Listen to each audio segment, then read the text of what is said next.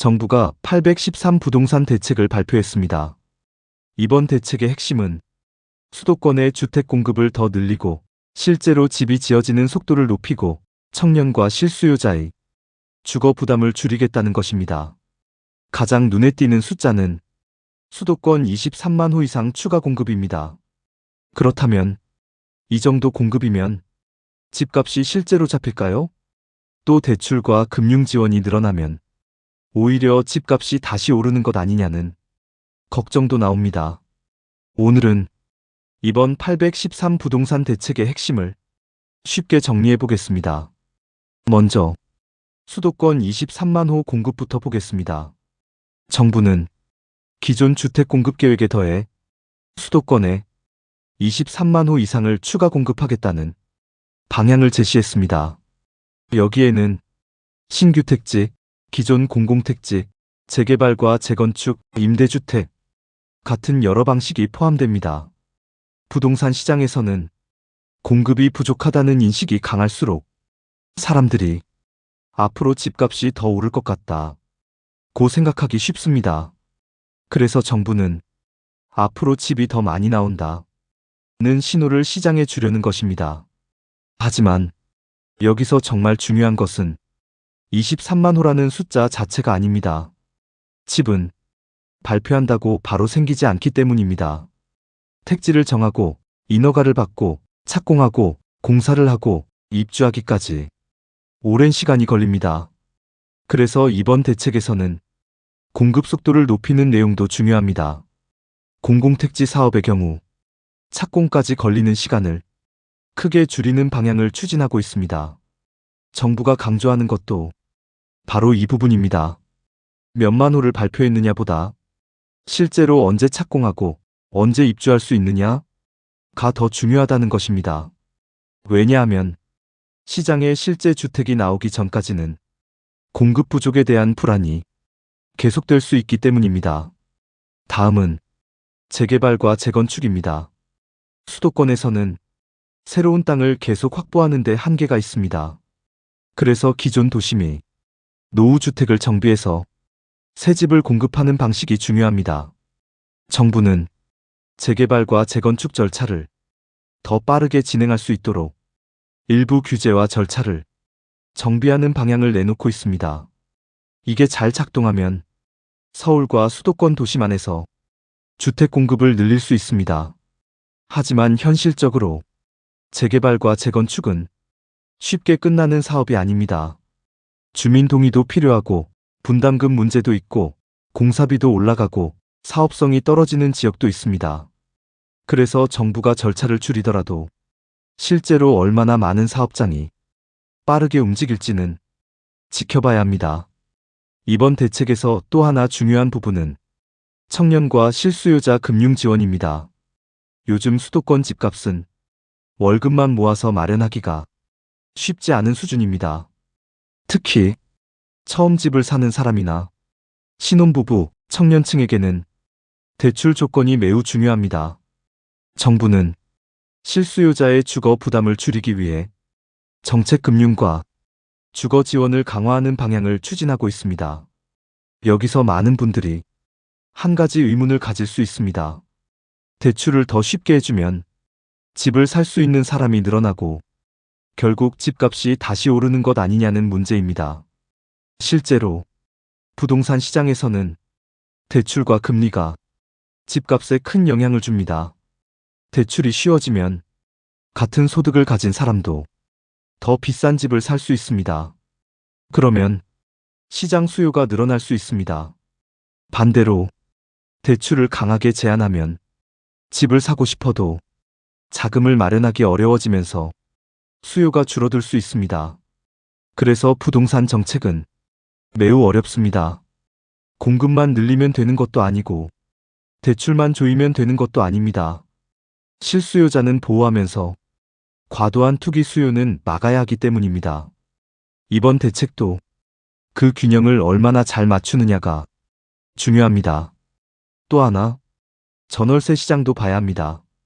집을 사지 않는 사람에게는 매매 가격보다 전세와 월세가 더 중요할 수 있습니다. 특히 수도권에서는 전세 가격과 월세 부담이 생활비에 큰 영향을 줍니다. 정부는 임대주택과 전월세 공급을 늘리는 방안도 함께 추진하고 있습니다. 하지만 이 역시 공급 효과가 나타나기까지 시간이 필요합니다. 그래서 단기적으로는 금리, 입주 물량, 지역별 수요가 전월세 시장에 더 크게 작용할 수 있습니다. 그렇다면 이번 대책으로 집값은 실제로 잡힐까요? 정답은 아직 단정하기 어렵습니다. 왜냐하면 집값은 공급 하나로 결정되지 않기 때문입니다.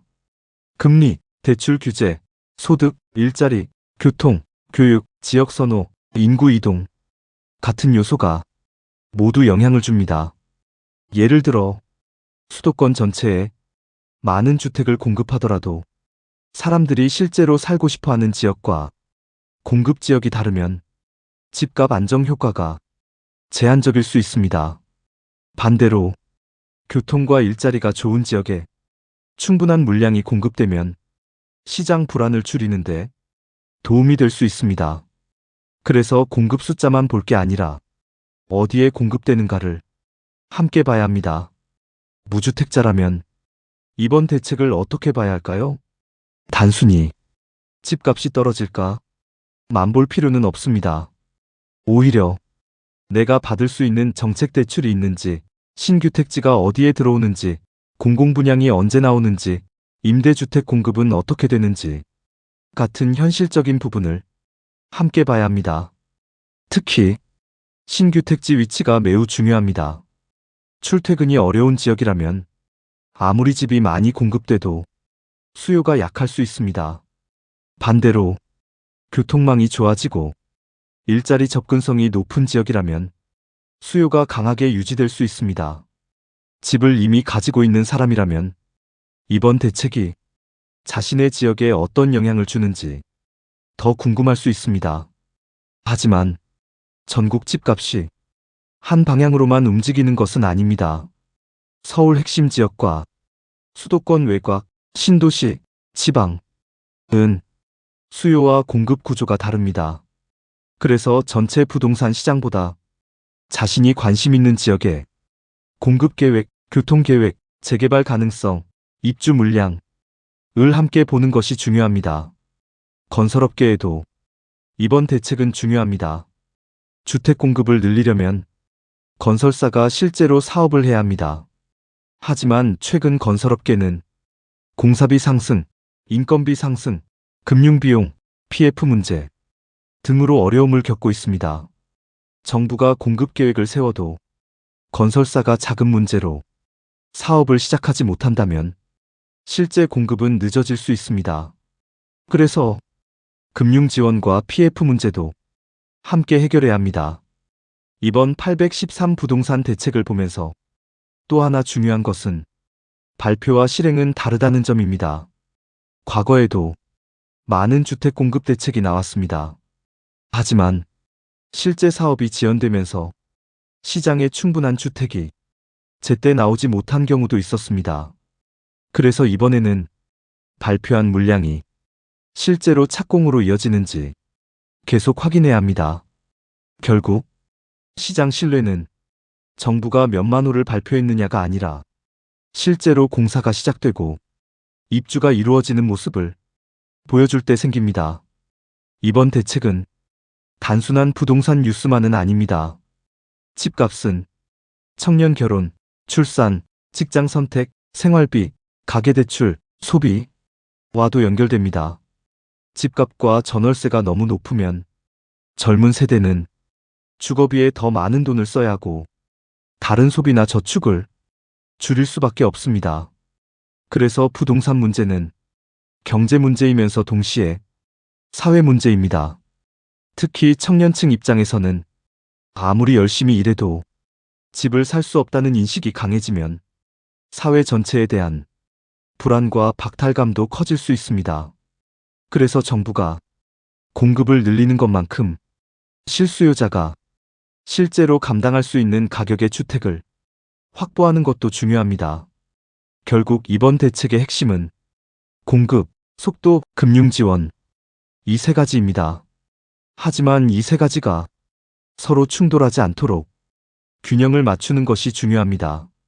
공급은 충분히 늘려야 하고 실수요자는 지원해야 하지만 과도한 대출이 다시 집값 상승을 자극하지 않도록 관리해야 합니다. 그래서 앞으로 부동산 시장을 볼 때는 집값이 오를까, 내릴까 하나만 볼 필요는 없습니다. 어디에 공급되는지, 언제 착공하는지, 실제 입주는 언제인지, 대출 조건이 어떻게 바뀌는지, 전월세 물량은 얼마나 늘어나는지 함께 봐야 합니다. 이번 813 부동산 대책이 실제로 시장을 안정시킬지는 앞으로 정부의 실행 속도와 시장 반응을 함께 지켜봐야 합니다.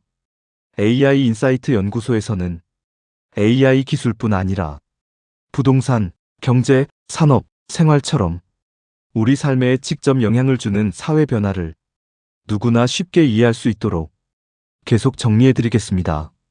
영상이 도움이 되셨다면 구독과 좋아요, 알림 설정 부탁드립니다.